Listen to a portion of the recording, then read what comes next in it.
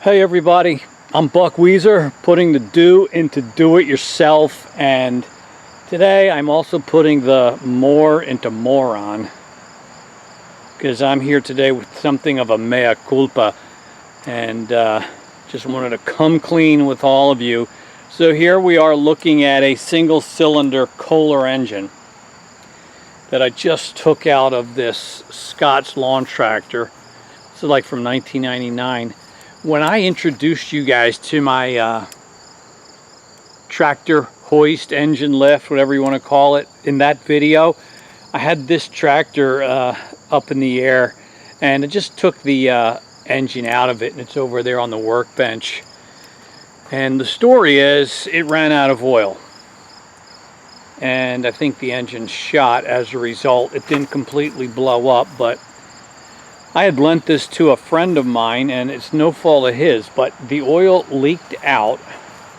I know it leaked out because I saw the huge puddle on his shed floor, and he called me to say it wasn't running right, and so I'm afraid it's going to need some rebuilding, or maybe just replacement. Let you know, I'd be happy to hear what you think about it. But anyway, so I took some time because I wanted to find out why did the oil leak out? Why did this happen? And I spent some time taking this engine apart. As you can see here on a workbench, it's pretty well taken apart. And I also spent some time cleaning it because I thought there's a crack somewhere. There's a compromised gasket somewhere. There's some place where it's leaking that caused this problem. And I want to show you what I found. And I got my flashlight here, and this is actually really clean now. And you know, I had to clean all the old oil and dirt off of it because it made a mess once it leaked.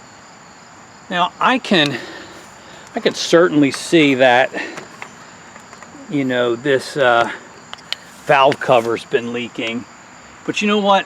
That's not going to make your engine run out of oil. The valve cover sits higher than the engine sump.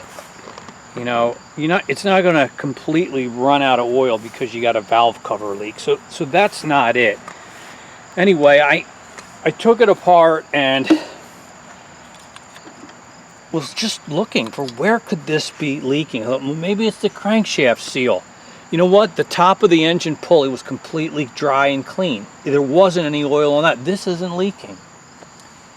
And I couldn't really find any place to say, aha, I found it. I found the problem.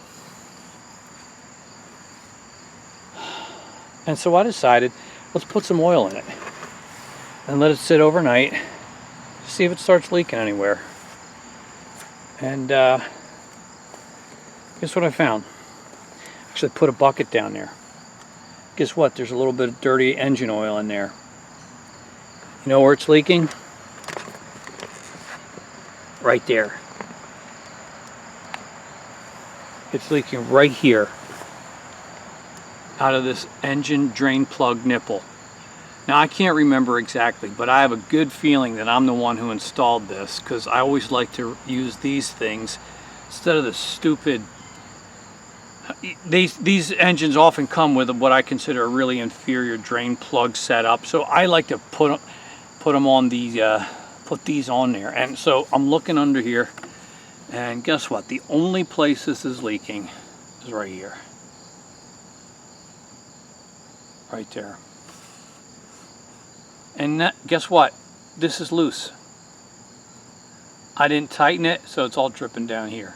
It's this drain plug setup, which I think I installed, that's leaking. Can you believe that?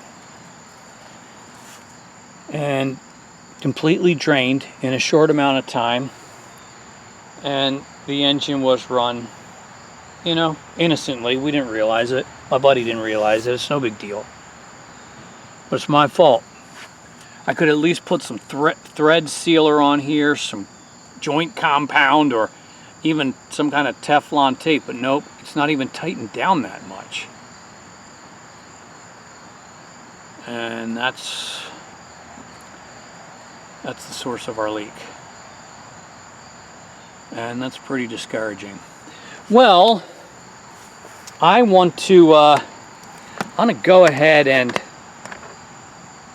take the engine apart and open it up and just see if, you know, we didn't wait for it to blow up. It still will, it'll still spin. The engine will still spin. But I want you to listen to this. I'll bring you a little closer.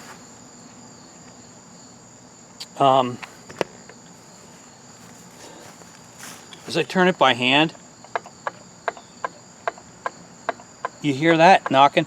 Now that's no big deal when you're turning it by hand, but when this thing's spinning at 3,000 revolutions, that's a problem.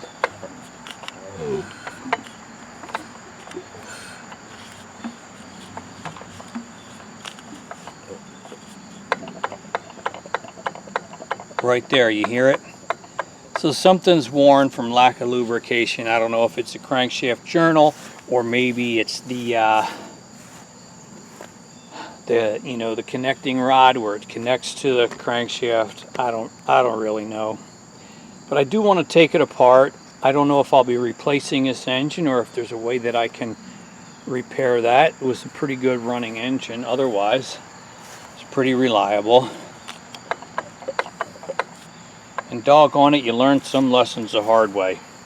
All right, love to know what you think. I'm going to leave it at that. Maybe we'll do a part 2 if I open it up and find something to show you. Would you try to repair it, replace it, and